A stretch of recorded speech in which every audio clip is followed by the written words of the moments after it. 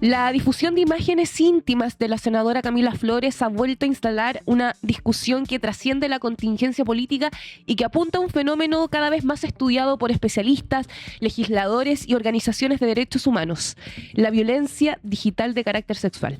En medio de la circulación masiva de imágenes privadas en redes sociales y plataformas digitales, ha reaparecido un concepto, la llamada pornovenganza, término que en los últimos años ha evolucionado hacia definiciones más amplias vinculadas a la difusión no consentida de material íntimo. La discusión también plantea una pregunta importante para la convivencia democrática: ¿qué sucede cuando la víctima es una figura política controversial? ¿Y por qué las legislaciones modernas han considerado necesario crear normas específicas para sancionar este tipo de conductas? Y para profundizar en estos temas, acá en Turno AM nos encontramos en esta mañana con Paulina Ortega, psicóloga y especialista en violencia digital. Un honor tenerte. ¿Cómo estás? Buenos días, Paulina. Hola, buenos días. Muchas gracias por la invitación. Es un tema que tiene tanta arista, entonces queremos profundizar y queremos recibir las preguntas que ustedes hagan con respecto a toda esta situación. Primero hay que partir de algo básico. ¿De qué fenómeno estamos hablando? Como por lo que ha pasado con Camila Flores, las empatías, las crueldades y también lo que busca la persona que exhibe estas imágenes. Sí, súper interesante el tema. Es súper bueno que hablemos estos temas independiente de la palestra pública, ¿cierto? Independiente de a quién le pase. Siempre es importante poner en foco que este es un tipo de violencia, ¿ya? Es un tipo de violencia facilitada por tecnologías y tenemos que pensar en un paraguas mayor, que son las violencias digitales. Y dentro de esas violencias digitales está la violencia sexual digital, ¿ya? Una persona puede recibir violencias a través de redes sociales, plataformas, puede ser por motivo de algo que opinó, puede ser por su postura política, puede ser a nivel sexual, puede ser por alguna situación con un pueblo originario. O sea, hay múltiples aristas por las cuales las personas tienden a agredir a otras. Perdón, Paulina, cuando hablas de violencia sexual digital, ¿eso se puede observar en la difusión de imágenes sin consentimiento, como lo que pasó con la senadora Camila Flores? ¿Puede ser también la generación de imágenes con inteligencia artificial? Exactamente. ¿Sí? La violencia sexual digital, claro, es más conocida por la difusión de imágenes íntimas, que es como el fenómeno que más se ha hablado, ¿cierto? Que más se ha estudiado incluso. Pero también hay otras formas de violencia sexual digital, ¿no? Por ejemplo, la extorsión sexual.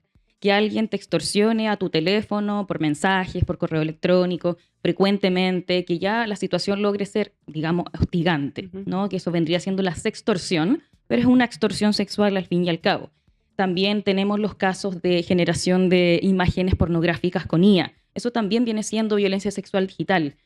También tenemos, por ejemplo, los casos de captación de personas o de menores de edad en plataformas con fines de connotación sexual. Eso también viene siendo una violencia sexual digital. Pero precisamente, claro, lo que más se conoce, lo que más se ha estudiado es la difusión de imágenes íntimas. Y muchas veces se utiliza este concepto de la pornovenganza. ¿Entra dentro de esta matriz? ¿Qué significa exactamente este término? Sí, es súper importante que hagamos esa distinción y gracias por traerlo, digamos, aquí a la mesa, precisamente porque este fenómeno, la difusión de imágenes íntimas, el primer concepto que se le puso, digamos, más o menos por el 2010, cuando comenzaron muchos investigadores a hablar del tema, se habló de pornovenganza, ¿ya? Ese término ya está obsoleto, deberíamos dejar de utilizarlo. ¿Por qué? Porque la difusión de imágenes íntimas puede suceder por diferentes motivos. La motivación no siempre es la venganza, ¿ya? Por ejemplo, hay muchos chats de Telegram, de WhatsApp, en donde las personas se comparten imágenes íntimas, tristemente, ¿no? Pero eso no necesariamente es venganza. Eso puede ser por demostrar capital sexual, por demostrar que yo tuve un encuentro sexual con tal persona, ¿cierto? Por demostrar que estuve ahí. Puede ser para humillar a alguien, puede ser para intimidar o amenazar a alguien. No necesariamente la motivación detrás es la venganza. Y además, la primera parte, digamos, porno, pensemos que es un material, son imágenes, son videos que han sido pensadas en un contexto íntimo, muchas veces de relación de pareja, que no ha sido pensado como algo pornificable en sus inicios, ¿no? Entonces no podemos pensar que es porno, venganza. Ambos conceptos creo que no dan, y pensemos más en difusión de imágenes íntimas. Estamos con Paulina Ortega, psicóloga y especialista en violencia digital del programa de doctorado en psicología de la Universidad Diego Portales. A ver, también este tipo de incidentes lo que hacen es esconder otros ítems. Camila Flores es un sujeto político de interés. Y muy polémico. Por las polémicas en las que ha participado, vinculada a asuntos de derechos humanos, su permanente negativa a integrar el debate de ideas con relación a este tipo de dificultades, que la vida es muy sorprendente. Hoy ella necesita que debatamos y regulemos estos ítems, siendo que ella no quiso participar de eso. Y además todo el escándalo de la llamada cuota Flores. Pero eso no la excluye de su condición humana.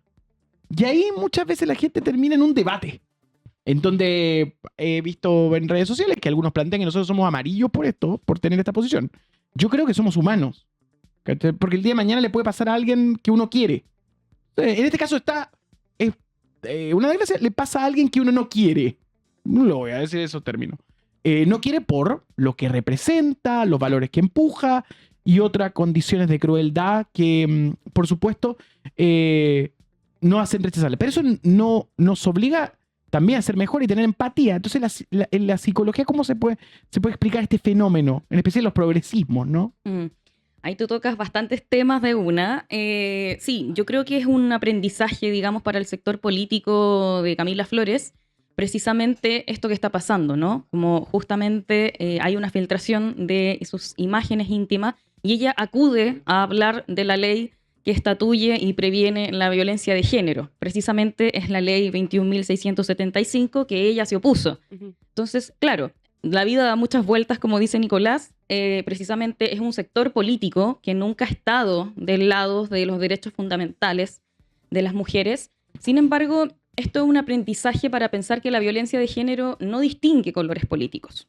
¿Ya? No, la violencia de género te puede pasar a ti mañana, le pasó hoy día a Camila Flores, hace algún tiempo le puede haber pasado a alguien de la farándula, ¿cierto? Cada cierto tiempo nos estamos enterando de personas mediáticas que les suceden este tipo de cosas.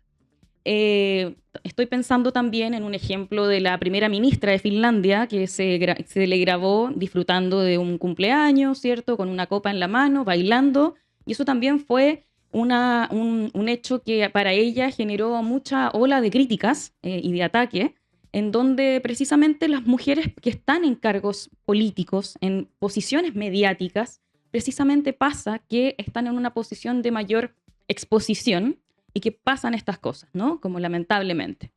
Pero como dice Nicolás, desde la psicología, bueno, se ha estudiado ya décadas que precisamente tiene efectos a largo plazo y hay que tener mucho cuidado con priorizar qué tipo de víctimas, ¿no? Como no tenemos víctimas que son más importantes que otras. Es muy peligroso entrar en ese debate, en indicar que quizá no es tan relevante porque precisamente es Camila Flores, ¿no?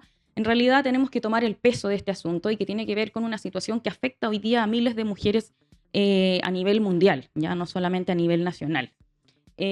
Aunque este tipo de hechos puede afectar a cualquier persona. Por supuesto, exacto, ¿cierto? Las estadísticas muestran que las mujeres son las principales víctimas en esto. ¿Por qué sucede?